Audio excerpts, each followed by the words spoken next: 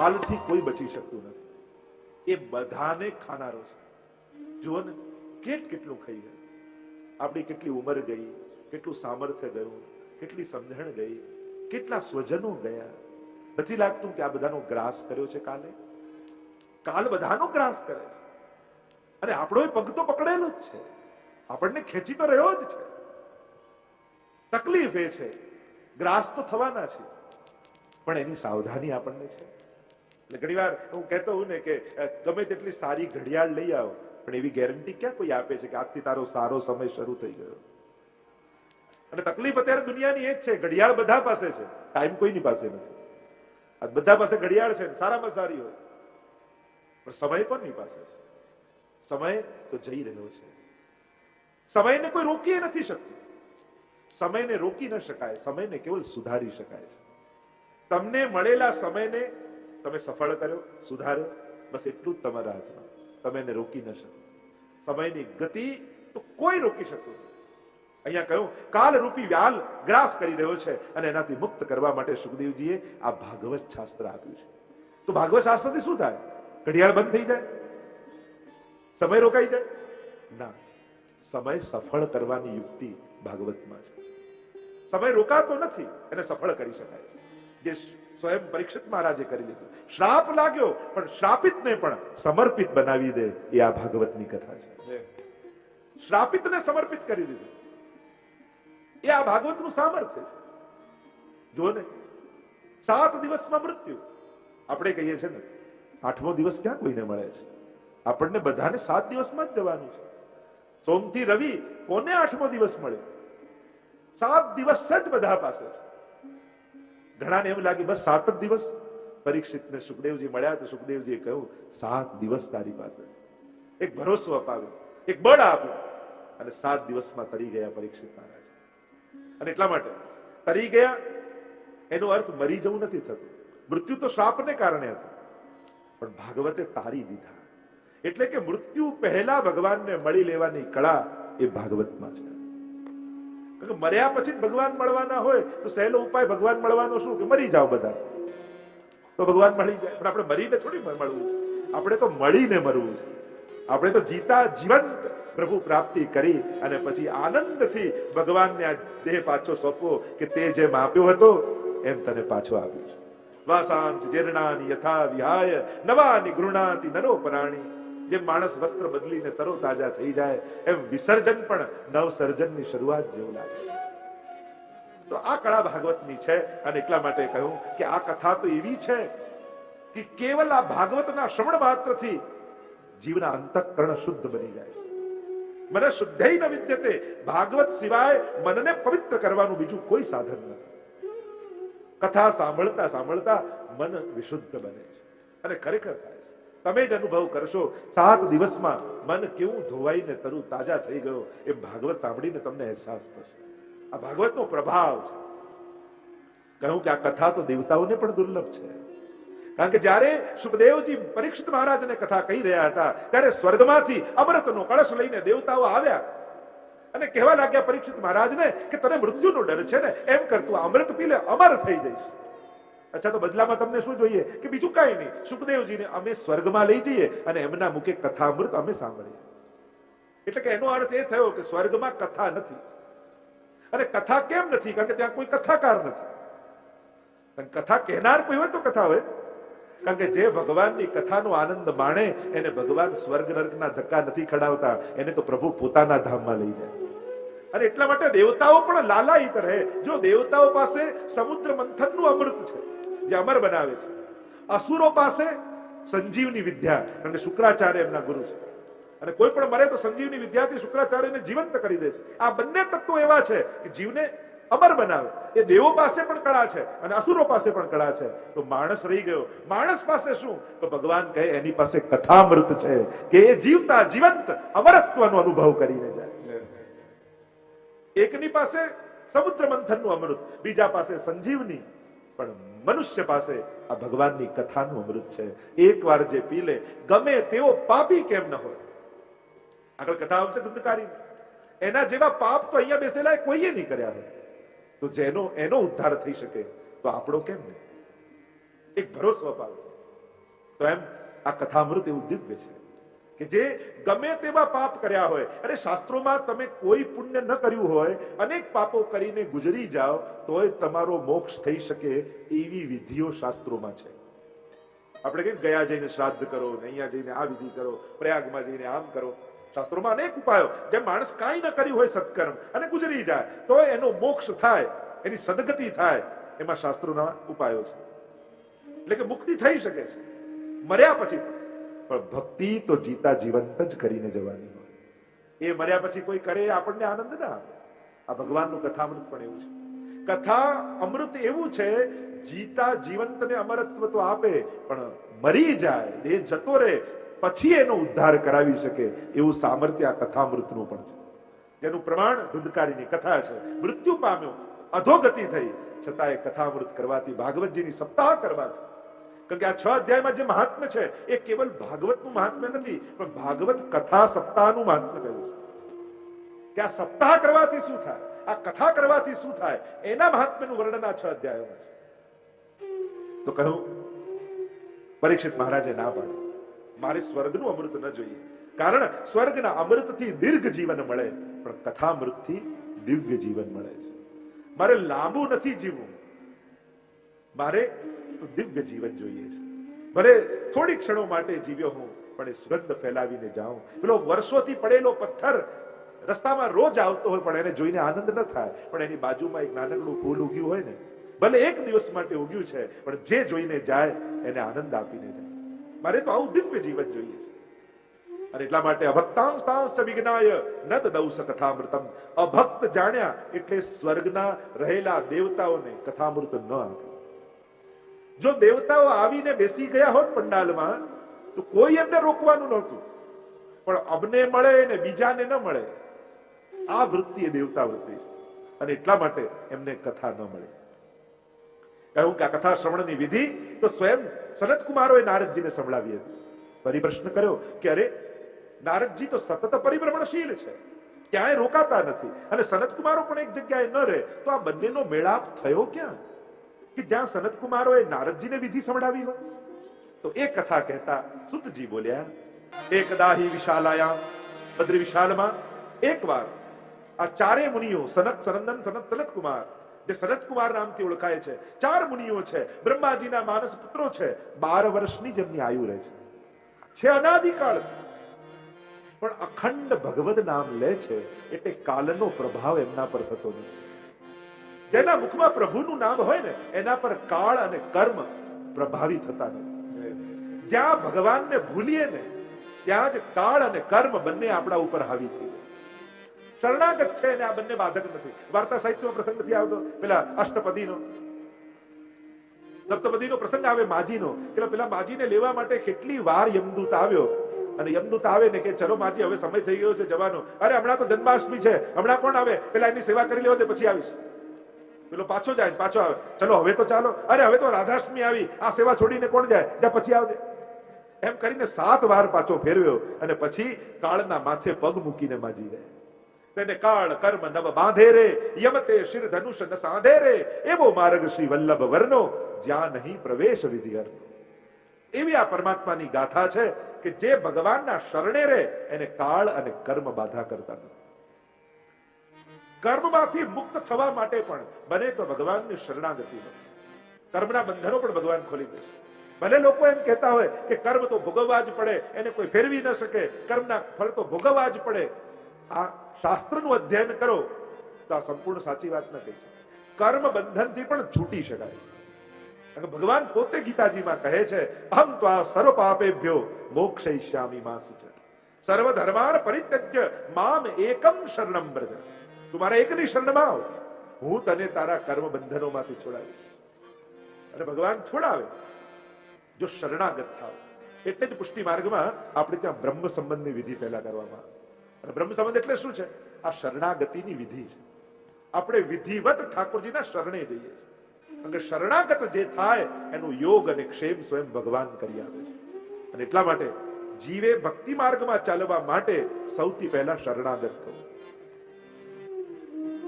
અહીંયા આ સનત કુમારોનો મેળાપ નારદજી સાથે થયો, જેમ એમ કહ્યું ત્યારે પૂછ્યું કે નારદજી તો પરિભ્રમણશીલ છે અને સનતકુમારોને મળ્યા ક્યાંથી? ત્યારે કથા કહેતા કહ્યું કે બદ્રી વિશાલમાં સનતકુમારો સત્સંગ માટે એકત્રિત થયા. એટલામાં નારદજી ઉતાવળા ઉતાવળા જતા દેખાયા. મુખમાં ચિંતા હતી. સનતકુમારોએ કહ્યું કે અરે નારદ, ભક્ત તો ચિંતનમાં હોય, તમારા મુખમાં ચિંતા કેમ? અને ત્યારે નારદજી પોતાની વ્યથા અને કથા બંને કહેતા બોલ્યા. नारद जी कहने लगे अपनी व्यथा और कथा को कि मैं पृथ्वी को सर्वोत्तम जानकर तीर्थ यात्रा करने के लिए आया और जहां जहां तीर्थों में गया બધા જ તીર્થોમાં ગયો પણ ક્યાંય મને શાંતિનો અનુભવ નથી. બધે જ કલયુગનો પ્રભાવ મને દેખાય. સર્વ માર્ગેષુ નષ્ટેષુ કલૌ ચ કલધર્મિણી પાષંડ પ્રચુરે લોકે કૃષ્ણેવ ગતિર્મમ. મહાપ્રભુજીને બી કહા. નારદજી એ જ વાત કરી કે બધે જ ગયો, ભગવાનને મેળવવા ગયો, પુણ્યો કરવા ગયો, શાંતિની પ્રાપ્તિ માટે ગયો, પણ બધે જ મને કલયુગનો પ્રભાવ દેખાય. કલયુગ એટલે ક્લેશ, કલહ. આજે બધે જ ઘર ઘરમાં કલહ છે, ક્લેશ છે. આ જ કલયુગ છે. જે સમય ઠાકોરજી પાસે તમે શાંતિથી બેઠા હો ત્યારે માનજો અત્યારે મારો સતયુગ ચાલી રહ્યો છે. જો એક જ દિવસમાં તમને ચારેય યુગનો અનુભવ પોતાના ઘરે જ થાય. સવારે ઉઠીને સ્નાન કરીને સેવામાં બેઠા હો ને ત્યારે સતયુગ આવે, અને જ્યાં મંદિર બંધ કર્યું ત્યાં ત્રેતા ચાલુ થઈ ગયું. ત્રેતા ચાલુ થયો એટલે સૌથી પહેલા શાંતિ જાય, એટલે બધી જ ચિંતાઓ માથે ઘેરી લે. આ બાકી છે, આમને ઓફિસ જવાનું છે, સ્કૂલે જવાનું છે, આ જવાનું છે, એટલે શરૂ થયું ત્રેતા. પછી દ્વાપ હમણાં એનો વિસ્તાર નથી કરતો, પણ ચારેય યુગનો અનુભવ તમને એક જ દિવસમાં રોજ ઘરે થાય. અને સાંજ પડતા પડતા તો ઘરમાં એવું કલયુગ આવી જાય કે એકબીજાની સામે દેખ્યા ના રહે. તમે તો સામે આવતા જ નહીં, સમજી લેવો કે કલયુગ સામે આવી.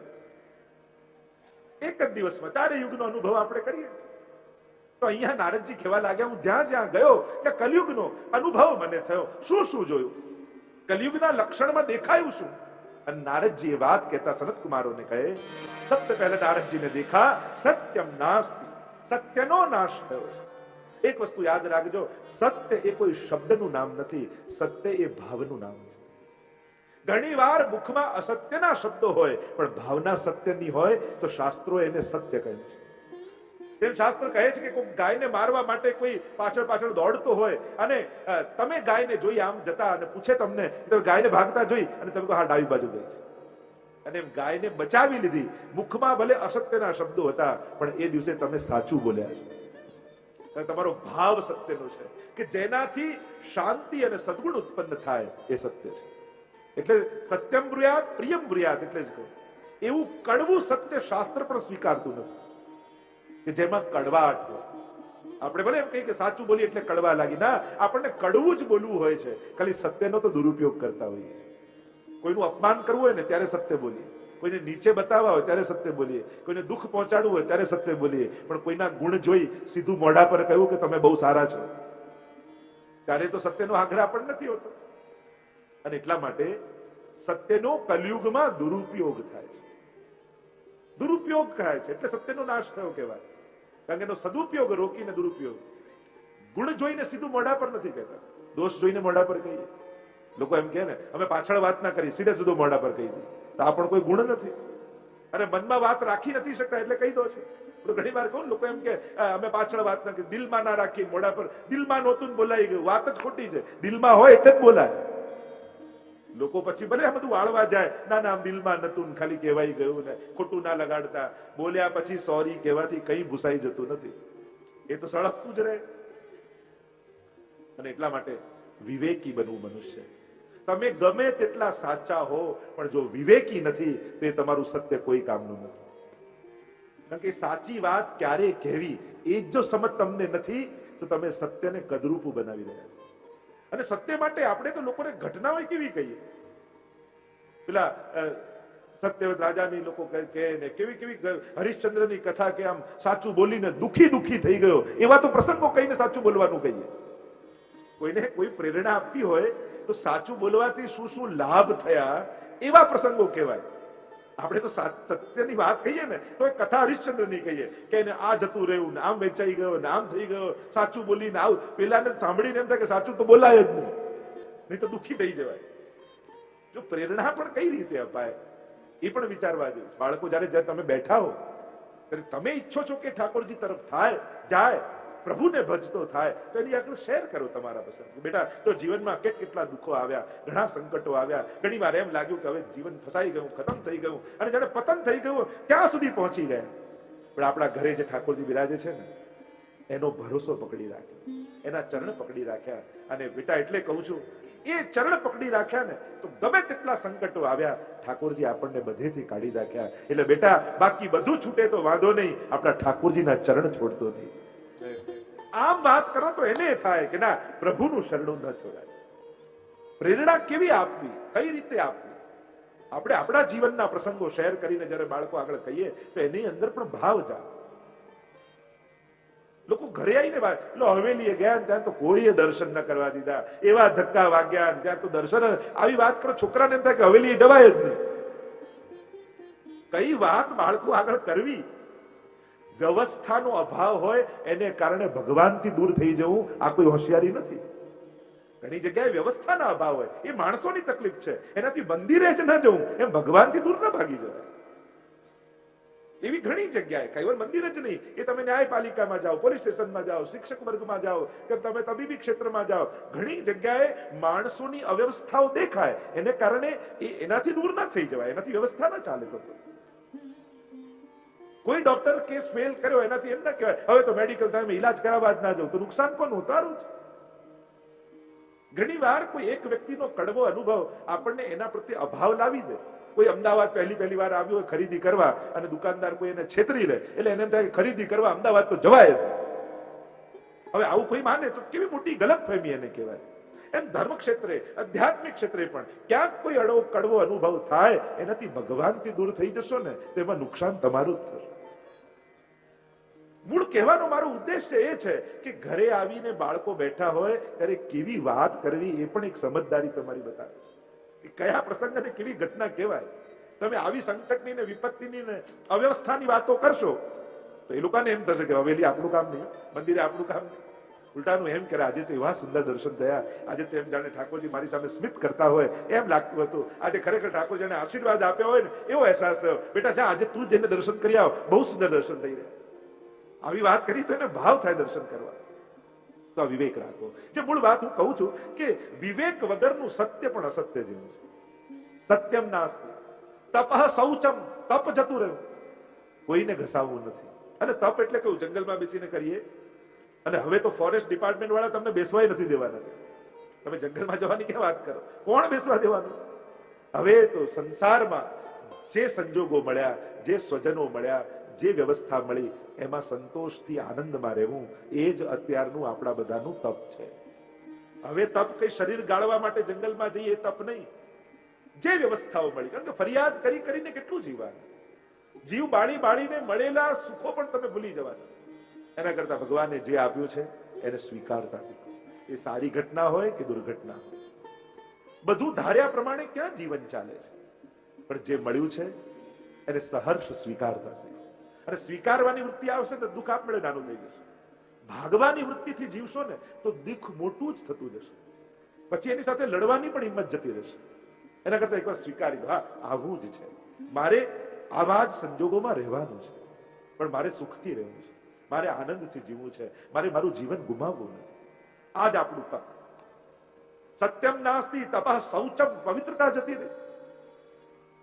અને પવિત્રતા, સ્વચ્છતા નો પ્રચાર થઈ રહ્યો છે, સાથે સાથે પવિત્રતાનો પણ પ્રચાર થવો જોઈએ. પુષ્ટિમાર્ગ તો 500 વર્ષથી કહે છે કે હાથ ધુઓ, હાથ ધુઓ, હાથ ધુઓ.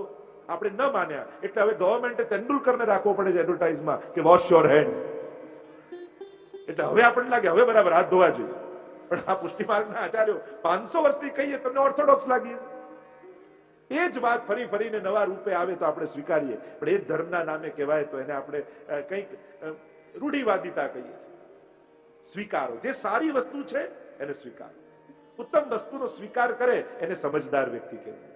ઉંમર ગમે તેટલી મોટી થાય પણ સારી વસ્તુનો સ્વીકારવાની વૃત્તિ જો તમારી અંદર છે ને તો તમે યુવાન છો. કારણ કે તમારું મન બુદ્ધિ રોકાઈ નથી ગયા, વહી રહ્યા છે. નવું સ્વીકારવાની વૃત્તિ તમારી અંદર છે.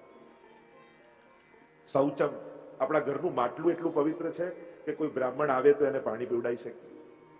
આપણા ઘરે જો ઠાકોરજી બિરાજતા હોય, થોડીક પવિત્રતાનો ખ્યાલ આપણે જરૂર રાખીએ. આપણે સાધારણ લોકો નથી, આપણે વૈષ્ણવ કુટુંબના લોકો છીએ, વૈષ્ણવી સંસ્કાર સાથે જીવીએ છીએ. અને એટલા માટે ઘરમાં બહેનો કંઈ શીખવાડે તો ભાઈઓએ શીખવાની તૈયારી રાખવી કે હમણાં અહીંયા ન અડાય, હમણાં આમાંથી ન ખવાય, હમણાં આમાંથી ન લેવાય. ત્યારે પછી ભગવાનની બાબત કોઈ શીખવાડતું હોય તો એમાં પોતાનો અહંકાર વચ્ચે નહીં લાવો. મને કહેનારું તમે કોણ? અરે કોઈ સારી વસ્તુ શીખવાડી રહ્યું છે, કઈ કલ્યાણકારી વાત છે, પ્રભુ સંબંધી વાત છે, ધર્મ સંબંધી વાત છે. અને જેના કેન્દ્રમાં ભગવાન હોય એ પછી કોઈ પણ આપણને ચેતવે તો આપણે સમજી જવું કે ના, આ નથી કરવા. અને ઠાકોરજીને શ્રમ પડે. જો કોઈ મીઠું મીઠું બોલી બોલીને સંસારમાં ખેંચી જાય એના કરતા કડવું બોલીને પણ જે ભગવાનમાં લઈ જાય ને એ વ્યક્તિનો સંગ કરજો. એ તો વખાણ કરી કરી કરી કરીને સંસારમાં ખેંચી જાય તો ક્યાંક તો આપણું બગાડ કરશે. અને કોઈ કડવા થઈને પણ ભગવાનની બાબતમાં ચેતવતા હોય તો એનો ઉપકાર માનો. આપણી તકલીફ એ છે, અજાણ્યા કોઈ મોટા મહાત્મા આવીને આપણને કહી જાય તો બહુ ગમે, કેવો સારો ઉપદેશ આપ્યો, પણ એ જ વાત ઘરના પત્ની કહે ને તો ઝઘડો કરવા લાગીએ. એટલે કે સારી વાત પણ સ્વજન પાસે નથી સ્વીકારતા. ઉત્તમ વાત છે અને નિકટના સ્વજન કહી રહ્યા છે, એમાં એનો કોઈ સ્વાર્થ નથી, પણ ભગવાનના સુખની વાત છે.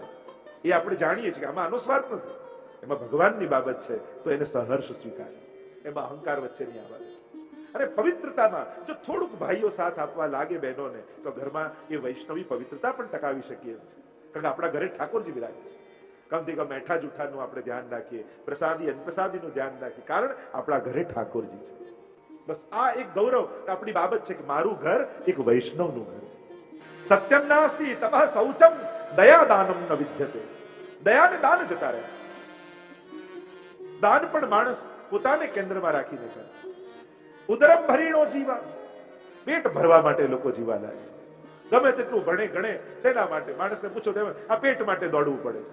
અરે પેટ કોઈને દોડાવતું નથી, જીભ દોડાવે છે. બાકી પેટ તો ખીચડીથી પણ ભરાય, પણ જીભને ભાવતી નથી એટલે દોડાવે. આપણા બધાની તકલીફ છે, જ્યાં સુધી એક હાર્ટ એટેક ના આવે ત્યાં સુધી ચાલવાનું શરૂ ન કરે. પેલા એક હાર્ટ એટેક આવી જાય પછી ડોક્ટર કે હવે વોક કરો, તેમ કે હવે કરવું પડશે, પણ ભાઈ પહેલેથી જ કરો. એટલે કે માણસ સંજોગો બગાડ્યા પછી સુધારવાના પ્રયાસો કરે. કહેવાની મૂળ વાત કે જ્યાં સુધી સંજોગો બગડે નહીં ને ત્યાં સુધી એને સાચવવાની પણ ચિંતા ન કરે. ઉદરમ ભરીનો જીવા, પેટ ભરવા માટે માણસની બુદ્ધિ નાની થતી. અને એમાં પણ મોટા પદ ઉપર બેસેલા ઘરના મોટા વ્યક્તિઓના મન જયારે નાના થવા લાગે ને ત્યારે સમાજ અને પરિવારને મોટું નુકસાન થાય. મોટાઓના મન પણ મોટા હોવા જોઈએ. જયારે તમે ઘરમાં વડીલ બન્યા, તમે હવે મોટા છો, તમે હવે શ્રેષ્ઠી, તમે સંસ્થામાં, મંદિર, કોઈ પણ કોઈ શ્રેષ્ઠ સ્થાને, મોટા સ્થાને છો, ત્યારે તમારું મન પણ મોટું રાખો. કારણ કે જો નાની નાની ભૂલોને પણ માફ કરવાનું મોટું મન નથી ને ત્યારે તમારા જીવનમાં ચિંતા અને ઉદ્વેગ અને ક્લેશ સિવાય બીજું કઈ નહીં આવે. આવું તો થાય, હવે ના કરતો એમ કરીને માફ કરવાનું મોટું મને જોઈએ. કારણ કે એક જ વારમાં બધાને સુધારી નથી શકાતા. સુધારવા માટે અનેક મોકાઓ આપવા પડતા હોય છે, અનેક ચાન્સ આપવા પડે. તમારે નાના બાળકોને હવે ન કરતો, હવે ન કરતો, હવે સાવધાની રાખજો, એમ કરતા કરતા સમજ આવતી. સમજ એક વારમાં ના આવી. જીવનની કેટલી ઘટનાઓમાંથી પસાર થતા થતા માણસ ઘડાતો હોય છે. જેમ એ ઘડાને આકાર આપવા માટે એક જ થપ્પડમાં થોડી આવી જાય, કેટલા થપ્પડો લગાવે ત્યારે ઘાટ મળે. એમાં જીવનનું પણ એવું જ છે, જિંદગી કેટલા થપ્પડો લગાવી આપણને ઘાટ આપતી હોય છે. અને એટલા માટે નાનકડી ઘટનામાં સંબંધો તોડવાની ઉતાવળ નહીં કરે. હવે તું તારું જાણે, હું મારું જાણું, એના માટે ઉતાવળ નહીં કરે. અવસરો આપવા નાના લોકોને, અને અવસરો જ સુધારવાના મોકા જ એને સુધારતા હોય છે. એટલે ઉતાવળ નહીં કરવી કોઈ બી વસ્તુમાં. જયારે તમે તોડવાની ઉતાવળ કરી દો છો ને એટલે તમે એને ચાન્સ ના આપો. મોટાઓના મન મોટા હોવા જોઈએ. ક્ષમા કરવા માટે તમારું દિલ મોટું રાખજો. ગમે તેવા અપરાધ ને ગમે તેવા સંજોગો થાય છે, થઈ શકે છે. માણસ છે ને, હસતા હસતા રડી પડે ભાઈ માણસ છે, દડદડ દડદડ દડી પડે ભાઈ માણસ. આ માણસની જિંદગી, આ જ માણસ છે. અને માણસ આવો છે જ. સારા માણસોને ગોતવા જશો ને તો એકલા રહી જશો. પણ માણસમાં સારાઈ ગોતશો ને તો ઘણા વ્યક્તિઓનો સાથ મળશે. એટલે સારા માણસ ન ગોતો, માણસની અંદર સારાઈ ગોતો. જો આની અંદર પેલી વસ્તુ બહુ સારી છે, આની અંદર પેલો ગુણ બહુ સારો છે, એમ સારાઈ ગોતવાની દ્રષ્ટિ તમારી છે. આપણે તો ફૂલ પેકેજ ગોતીએ છીએ કે આ ચોપડીમાં લખેલા બધા જ ગુણો જેની અંદર હોય એવો માણસ મળે, પછી એનો સંગ કરું, એના સંગથી સદગુણો મારી અંદર આવે અને પછી મારો ઉદ્ધાર થાય, તો તમારો ઉદ્ધાર થઈ રહ્યો. આવું ફૂલ પેકેજ ગોતવા જશો ને તો આવું દુનિયામાં મળતું નથી હોતું. આ સહજ સુલભ નથી હોતું. ભગવાન પોતે કહે છે કરોડોમાં કોઈ કેવો હોય તો એવા ક્યાં ગોતવા જવાના? કોઈ એમ ઝાડ ગોતે કેવું ઝાડ મળે કે એક જ ઝાડમાં કેળું ઉગે, પપૈયું ઉગે, ચીકુ ઉગે, સફરજન ઉગે, એવી કોઈ ડાળી, એવું કોઈ હોય ઝાડ? એક ઝાડમાં બધું ન ઉગે, પણ એક થેલીમાં બધું ભેગું કરી શકાય. તમારી બુદ્ધિની થેલી એવી બનાવો જ્યાં જ્યાંથી ગુણ મળે ભેગા કરતા જાઓ. તમારી સમજણની એવી થેલી લઈને ફરો કે જે ગુણગ્રાહી હોય. જ્યાં જ્યાંથી સદગુણ મળે એકઠા કરતા જાઓ તો એ ગુણો તમને આનંદ આપશે. તો સત્યમ નાસ્તિ તપ શૌચમ દયા દાનમ ન વિદ્યતે ઉદરમ ભરીણો જીવા વરાકા કુટ ભાષિણ. અને આગળ કલયુગના લક્ષણો બતાવતા અનેક પ્રકારથી કહ્યું. તરુણી પ્રભુતા કે શાલકો બુદ્ધિદાયક કન્યા વિકર્ણો લોભા દંપતિ નામ ચકલકરમ. હું નથી કહેતો, આમાં લખ્યું છે ઘરે ઘરે સ્ત્રીઓના રાજ હશે, તો એમાં કોઈ ખોટું નથી. ઘરે ધર્મ પત્નીનું રાજ તો હોવું જ જોઈએ, પણ અહીંયા સ્ત્રી જીવે ને આ જીવનું નામ છે, એ વૃત્તિનું નામ છે કે જે લૌકિકમાં ચતુર હોય અને અલૌકિકમાં ઉદાસીન હોય. શાસ્ત્રોમાં એવા જીવને સ્ત્રી જીવ કહે. બાકી ધર્મ પત્નીનું રાજ તો હોવું જ જોઈએ. એક વસ્તુ નક્કી કરી, અત્યારે આપણે ઊંધું કરીએ છીએ, સાંસારિક અને અલૌકિક બંનેમાં તમે કોની સલાહ લો છો? જ્યારે પણ સત્કાર્ય કરવું હોય ત્યારે બને ને તો ભાઈની સલાહ લેજો. કારણ કે બહેનોની ધારણા બંધાયેલી હોય, બીજા બહેનો જોઈએ આટલું જ કરાય, આટલું જ દાન અપાય, આટલી જ સેવા કરાય. ભાઈઓને ખબર ના હોય એટલે ભાઈઓ વધારે વધારે કરીએ, એટલે ઘરે આવીને વડખાય કે આટલું અપાતું હશે, આટલું કરાતું હશે. એટલે જયારે ધર્મ કર્મ કરવું હોય ત્યારે ભાઈઓની સલાહ લેવી, અને સાંસારિક કાર્યો કરવા હોય ત્યારે બહેનોની સલાહ લેવી. કારણ કે વ્યવહારમાં ચતુર હોય એટલે એને ખબર હોય કોની કોની સાથે વ્યવહાર કરે.